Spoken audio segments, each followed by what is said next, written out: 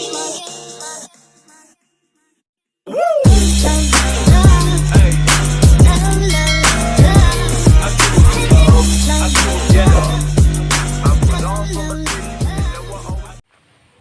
ayan, welcome sa Days in My Life nako. So akong naisip na content is maghimo kog blue rice. So and my past video nako sa YouTube, so na-copyright ko, so ako na lang jung gidelete kay basig mabanta.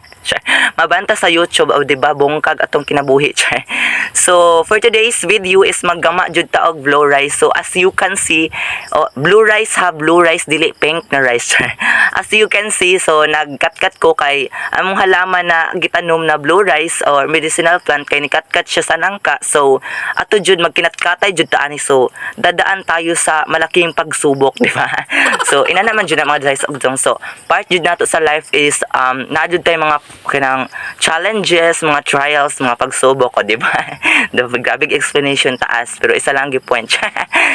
And then kinina rice guys is very useful gid siya sa mga sakit-sakit sa bato, sa kidney, din sa mga mutuyok dira nakalibutan. So mao na ni inyo ang gihulat para tambal. So sa mga anemic, so the next thing to do is ang kito siya natong gipanguha ganina na blue flowers. So ato alang na siyang pakuluan sa takuri para ang iyahang ka-blue ma-mix jud sa water. Kaya ang kina na water, so ato siya nang gamiton para mauna siya atong isabaw sa bugas para ma-blue rice. So para mo blue rice siya. So while waiting, so kini man jud ng mga Pinoy, kitang Pinoy, labi na jud ko si Miss All Around. So madiskarte jud kayo sa kinabuhi. So while nagainit ato sa ato ang gihulat, so nagama ko og kinang blue boko juice, di ba? Di ba may blue rice, blue boko juice, so completos ricados. So ayan, as you can see, slowly lang akong pagkakuan sa coconut kay pag masamad ta subugha sa dato kinabuhi. Basig di na ta maka-vlog. So as you can see, pork lang atong gigamit sa coconut sa pagkuan kudkod sa lubi, kay atong mga silingan way mga maayong buot. Dilan jud ta magsarang-sarang og ulam o kinang pangkudkod kay basig malabayan tagluwag.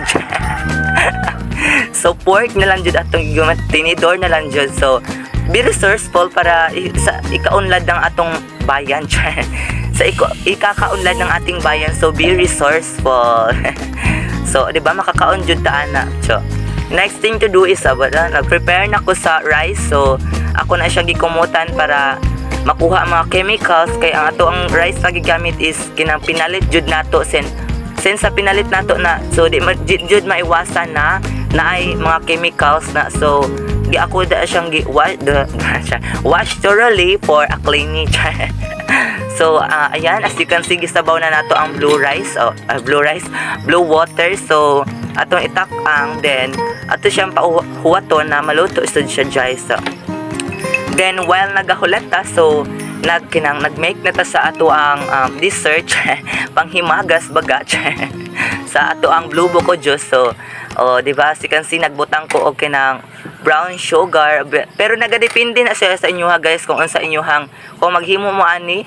So nagadepende na sa inyo ha kung white sugar ba inyong gamiton or brown sugar. So ako is mahilig jud ko sa brown, di ba? Di ba? Baga Pinoy. So ayan, so luto na nga ato ang blue rice. So preparing na ta kay mga una jud taan kay kini guys. So wa pa na ko na explain kini na blue rice, di ba? Pa blue lang ni siya, pero damo siya benefits na makuha, di ba?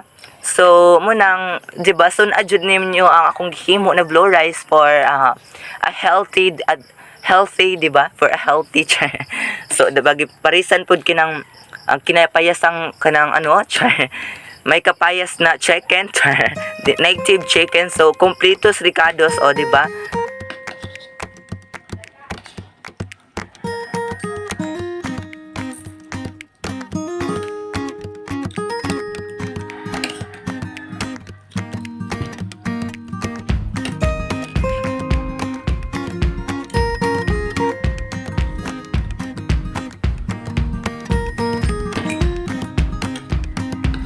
So ayan, 'di ba? So feel jud kayo ang pagkaon ni Miss All Around.